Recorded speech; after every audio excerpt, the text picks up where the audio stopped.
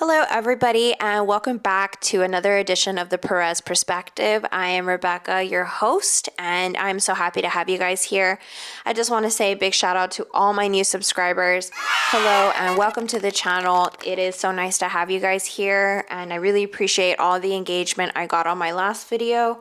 If you guys haven't seen it, please go watch it. It is important, and again, want to thank everybody for being here who has subscribed to the channel, and let's get right into it. So today we are talking about a segment called Cruelty is the Point. And what I mean is everything that is happening right now in our country, it seems like it is being targeted to the most vulnerable, the people that are unable to fight back, and I'm tired of it. So we're going to talk about it and shed some light on it because that's what we can do. And all right, so our first story here, it is about a tragedy that should have never happened, okay? This should have never happened. Nurul Shah Alam, a 56-year-old refugee, was found dead on the street in Buffalo, New York, okay? Let's get into it because this is a story I saw today and I knew I needed to talk about it because it's horrible. It's horrific what's happening to these people. So the background, Shah Alam was nearly blind and spoke no English, okay? Blind, could not speak English. He was arrested a year ago simply because he was lost and using a curtain rod as a walking stick. You guys, that broke me when I heard that he was using a curtain rod as a walking stick because he's poor and a refugee and is blind and has like all these hardships already. And okay, so that, all right, horrible. The police mistook it as a weapon. He spent a year in jail and then was cleared to be released.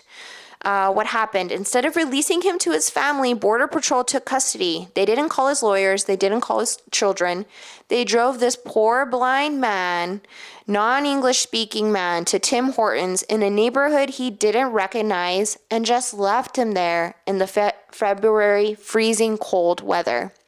So they left him 5 miles away from his house, and they didn't let anybody know where he was. His family filed a missing persons report on Friday, and they spent the whole weekend looking for him, and they couldn't find him. It was really super sad, dude. All right, and this isn't an isolated incident, actually, so this is not a mistake. We've seen reports of detainees being left in the middle of nowhere, sometimes stripped of their extra clothing or blankets in the dead of winter. So there's reports in Minneapolis and Minnesota of them doing this to detainees. They'll take them in the middle of the night, in the middle of winter, no clothes, and they'll leave them in the middle of the woods or the middle of nowhere. And these people don't have a phone, they don't have any way of contacting them. And it became so prevalent that they had to have 24/7 people who are looking out for these detainees that are getting dropped in the middle of nowhere to help them, to prevent them from being killed in the middle of the woods. And this is a systemic abandonment designed to dehumanize. Again, just cruelty is the point. All right, so that's the first story of the day. Let's move on to the second one. All right, so if abandonment wasn't enough, let's talk about how they treat those they do keep in their custody. ICE has been increasingly using a device called the wrap during deportations, and I have a news story from the Associated Press. I'm going to go ahead and play for you now, and then we'll get more into it. They took me with that bag they tied my feet and hands to when they broke my finger from here. From here, they broke my hand. That bag Juan Antonio Pineda is referring to is the wrap, a restraint system used by law enforcement throughout the country.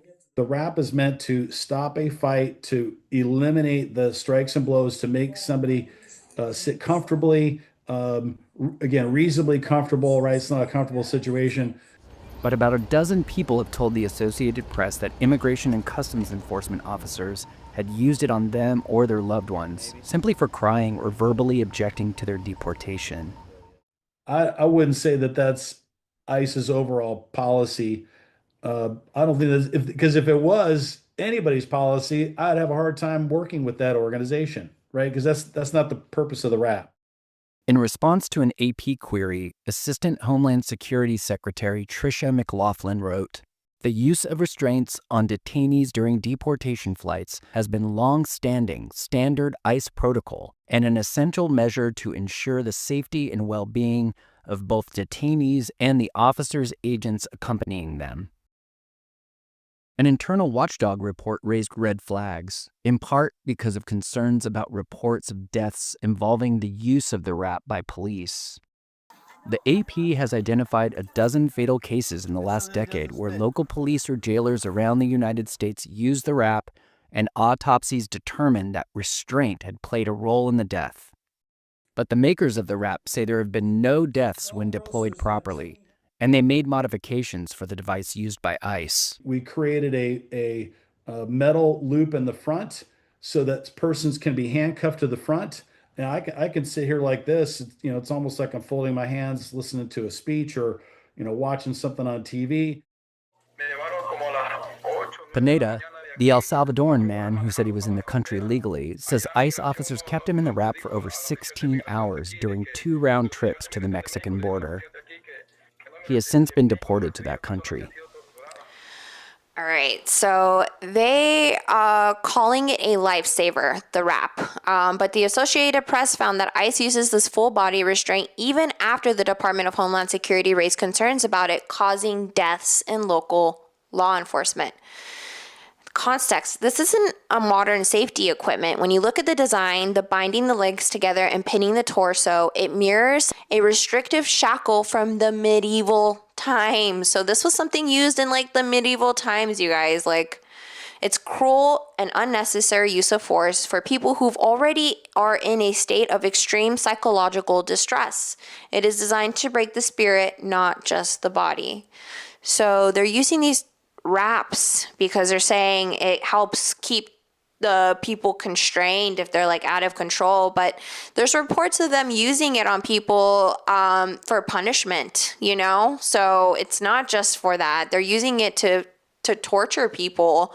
I mean, you think of medieval times and what do you think of? You think torture, right? Because that's very barbaric, very, very terrible. All right, so our third and final story here, we're heading back to Minnesota and Minneapolis because they are not, as far as the reports coming out of the city of Minneapolis and Minnesota, ICE has not left, okay? They are still there. They are still operating. They are more sleuth about it, but they are still very much active in Minnesota, and they're still being targeted now by the government. So we are seeing the Trump administration led by Vice President J.D. Vance and Dr. Oz, okay, I say that like it's a doctor, all right, has announced a freeze of over $250 million in Medicaid funding for Minnesota. They claim this is a war on fraud, but they're pointing to past scandals to justify withholding life-saving money from 1.3 million people. So 1.3 million people are being affected. Here's the reality. Federal data shows Minnesota's Medicaid error rate is actually around 2.1%, far below the national average of 6.1%. Governor Tim Walz has called this what it is, a campaign of retribution. And I agree. I think that Trump and his administration are targeting dissent and they're targeting blue states and blue cities. I've talked about this before and I'll say it again. This is not about safety. This is not about security. This is about retribution and Trump targeting his enemies, basically anybody that just doesn't agree with him. So the impact, by padlocking the jar, as Dr. Oz puts it, they aren't just stopping fraudsters, they are stopping funding for prosthetics, for home care for disabled, and medical equipment for the sick. So the most vulnerable are being targeted. And they're being used as pawns in a political fight. That's what's happening. They're using these poor people who are already sick, who are already hurting, and they're adding to their misery. And that's the Trump administration in a nutshell, basically. So from leaving a blind man to the snow and wrapping human beings like cargo, the message is being sent loud and clear. If you are vulnerable, you are a target. And that's it for our show today. What do you guys think? Do you think this is about security? Do you think this is about fraud? Or do you think this is more likely the case that they are just being cruel and this is how they're showing it. Love to hear in the comments below what you guys think. If you guys have a story you want me to report on, leave it in the comments and I will get to it. Again, I just want to send a heartfelt appreciation to all you guys who just subscribed to my channel. I appreciate you guys so much. Thank you for watching, and I will catch you in the next one. Have a good day.